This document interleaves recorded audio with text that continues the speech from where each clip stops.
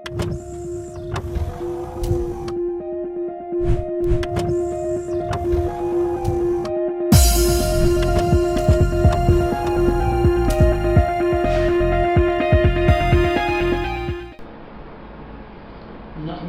ونصلي على رسوله الكريم اما بعد اعوذ بالله من الشیطان الرجیم انه لکم عدو مبین بسم اللہ الرحمن الرحیم۔ اکثر میرے اسٹوڈنٹس نے سوال پوچھا کہ یہ ازالہ حیثیت عرفی کیا ہوتا ہے، یعنی ڈیفیمیشن، اور کوئی زبانی طور پر اس طرح بات کرے شہرت کو نقصان پہنچانے کے لیے، یا تحریری طور پر کوئی اس قسم کا کھیل کھیلے جس سے شہرت ڈیمیج ہو، تو قانون اس بارے میں کیا کہتا ہے؟ یہ بہت ہی اہمیت کا سوال ہے، آپ اسے غور سے سنیں گے اور مجھے اس کے لیے فیڈ بیک بھی دیں گے۔ کسی بھی ملک کے دو قوانین ہوتے ہیں، ایک سول سائڈ ہوتی ہے، ایک کریمنل سائڈ ہوتی ہے۔ اب میں مثالوں سے آپ کو سمجھاؤں گا کہ یہ دونوں کیا چیزیں ہیں اور اس کے لیے ریمیڈی کیا ہے۔ اگر تو کوئی کسی کے سامنے آپ کی اورلی یعنی زبانی طور پر اس قسم کی باتیں کرے جس کے آپ کی جو ریپوٹیشن ہے، شہرت ہے، وہ ڈیمیج ہو، تو آپ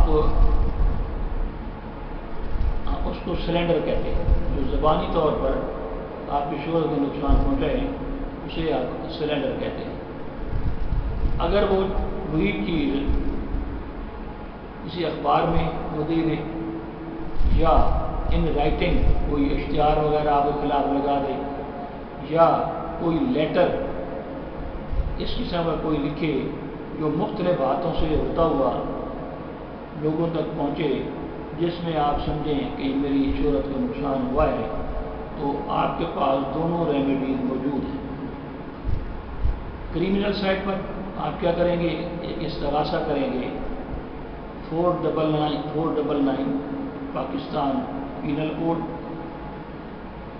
ریڈ ود 500 PPC، ایک استغاثہ دائر کریں گے علاقہ مجسٹریٹ کی عدالت میں کہ جناب مسٹر فلاں نے میرے خلاف یہ کھیل کھیلا ہے، میری شہرت کو نقصان پہنچایا ہے، اسے طلب فرمایا جائے اور جیل بھیجا جائے۔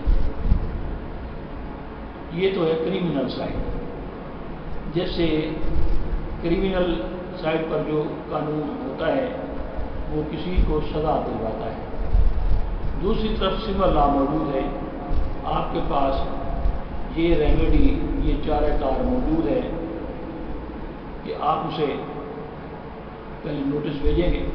آپ میرے پریویس لیکچر سنیں تو اس میں نے نوٹس کو بھی ڈیفائن کیا ہوا ہے، نوٹس کیا ہے، پھر لیگل نوٹس کیا ہے، تو وہ آپ دیکھ سکتے ہیں۔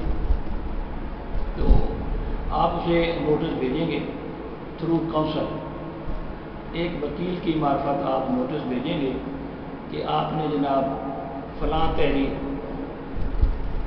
جس کی میں کاپی ساتھ ارسال کر رہا ہوں، آپ نے فلاں لوگوں کے سامنے یا فلاں اخبار میں یہ چیز دی تھی اور اتنے لوگوں نے پڑھا، مجھے مینٹل ٹارچر ہوا، میری شہرت کو نقصان پہنچا، میری جو ٹریڈ تھی، بزنس تھا میرا، اس کو بھی نقصان ہوا۔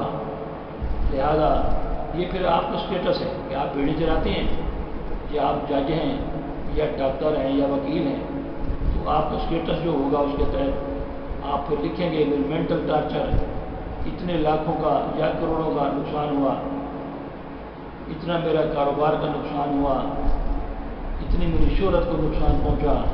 جب یہ باتیں گئیں تو لوگوں نے میرے بزنس میری دکان پر آنا چھوڑ دیا. اگر کوئی وکیل ہے تو وہ لکھے گا کہ جناب میری کلائنٹ متاثر ہوئی, لوگوں نے سمجھا کہ میں واقعی میں نے فراڈ کیا ہے یا میں اس لیول کا یا اس کردار کا بندہ ہوں, تو یہ آپ اسے لیگل نوٹس بھیجیں گے. اور لیگل نوٹس جو ہوتا ہے وہ عام طور پر 1 ہفتہ 15 دن یا زیادہ 20 دن کا ہوتا ہے کہ جناب آپ کو ہدایت کی جاتی ہے کہ آپ 1 کروڑ روپیہ یا 2 کروڑ روپیہ جتنے کا آپ دعویٰ کرنا چاہتے ہیں اس کو لکھیں گے کہ ود ان اسٹیپولیٹڈ پیریڈ, جو آپ پیریڈ ہفتہ ہے یا 2 ہفتے جو بھی آپ کرنا چاہتے ہیں, کہ جناب یہ رقم مجھے دے جائیں اور رسید حاصل کر لیں. بصورت دیگر میں آپ کے خلاف قانونی چارہ جوئی کروں گا. تو اب آپ دیکھیں گے کہ اس مدت جو آپ نے اس کو دی ہے وہ اس مدت میں اگر خاموش رہتا ہے تب ٹھیک ہے. اگر وہ اس نوٹس کو رسپونڈ کرتا ہے, اس کا جواب دیتا ہے, تو اگر آپ سیٹسفائیڈ نہیں ہیں اور وہ معافی نہیں مانگتا ہے تو you are set at liberty to institute suit against ہم. تو آپ اس کے خلاف عدالت میں چلے جائیں گے, آپ کو 15,000 روپے کورٹ فیس لگانا پڑے گی. آپ اس کے خلاف دعویٰ کریں گے, عدالت اسے طلب کرے گی, بلائے گی, سمن کرے گی. جب وہ آ جائے گا تو وہ اپنا ریٹرن اسٹیٹمنٹ یعنی جواب دعویٰ وہ عدالت میں جمع کروائے گا.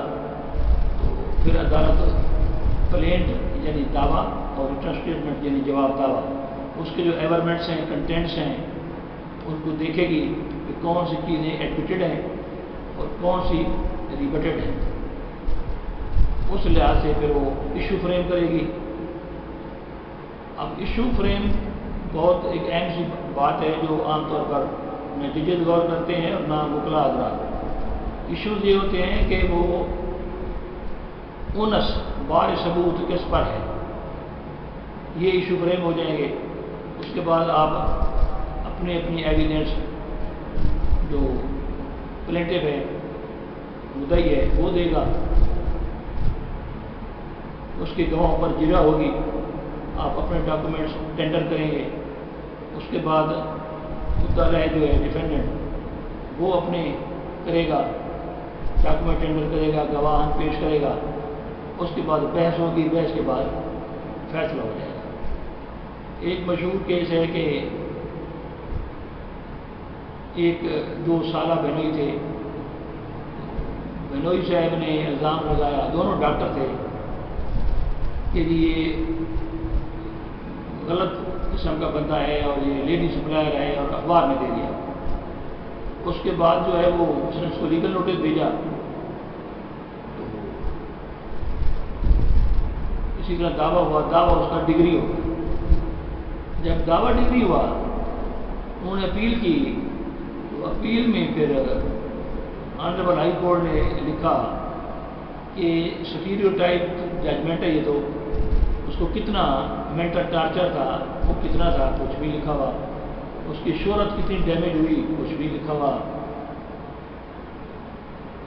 اور یہ جو نظام ہے سارا ریپوٹیشن والا اس کی بائفرکیشن نہیں ہے.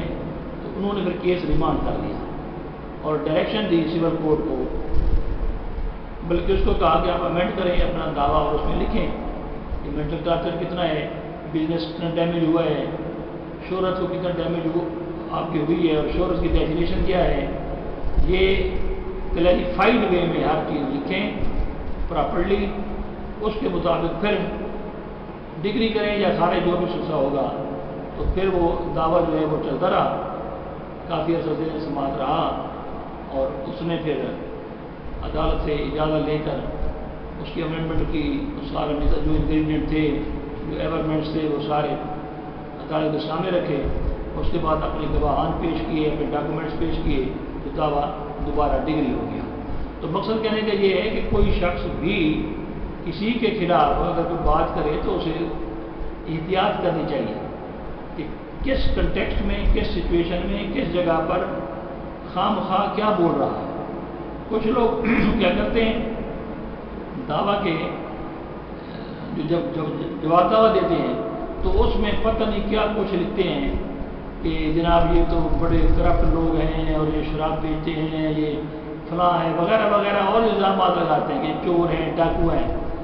تو بغیر کسی ثبوت کے اس قسم کے الفاظ لکھنا بھی، وہ جو مدعی ہے پھر دوبارہ وہ کو ایک حق مل جاتا ہے کہ وہ ڈیمیجز کلیم کرے۔ تو ہمیشہ احتیاط کرنی چاہیے کہ کسی کو جواب دیتے وقت، چاہے وہ زبانی ہے چاہے تحریری ہے، جو بھی ہے، تو یہ خصوصی طور پر اس کی احتیاط کرنی چاہیے، ورنہ پھر کروڑوں روپے کے پھر جاتے ہیں اپنا حق لینے عدالت میں، لیکن جونیئر وکلا عام طور پر یہی غلطی کرتے ہیں کہ جناب جو اس نے بتایا، غصے کے مارے جو بندہ آیا اس نے جناب جو لکھوایا انہوں نے وہی لکھ مارا۔ ایک اور آپ سمجھ لیں کہ ایک دفعہ یہ ملتان کا ہی واقعہ ہے کہ رٹ ہوئی، رٹ میں اس جو ہے وہ بندہ اس نے لکھوایا کہ فلاں جو خاتون ہے اس کے جی پولیس والوں کے ساتھ ناجائز تعلقات ہیں۔ تو اس نے جب اس خاتون کو پتہ چلا تو اس نے استغاثہ کر دیا، قذف کر دیا۔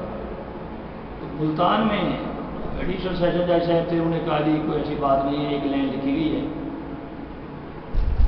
اس خاتون سے صبر نہ ہوا، وہ پھر شریعت کورٹ چلی گئی۔ شریعت کورٹ نے لکھا کہ جب 4 گواہ موجود نہ ہوں اور کسی کے کریکٹر پر اس طرح بات زنا کی جائے تو he will be held responsible for that.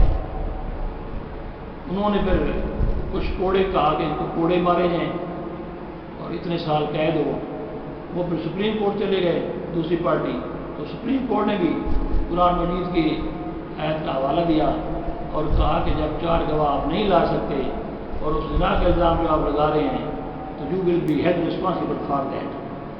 تو وہ روتا رہ گیا بندہ کہ دیکھیے وکیل نے لکھا تھا، میں نے نیچے انگوٹھا دیتا صدقہ دیے تھے، میرا کیا قصور ہے۔ تو بہرحال اس کو پھر سزا بھگتنا پڑی۔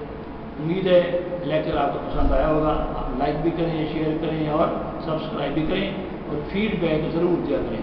شکریہ۔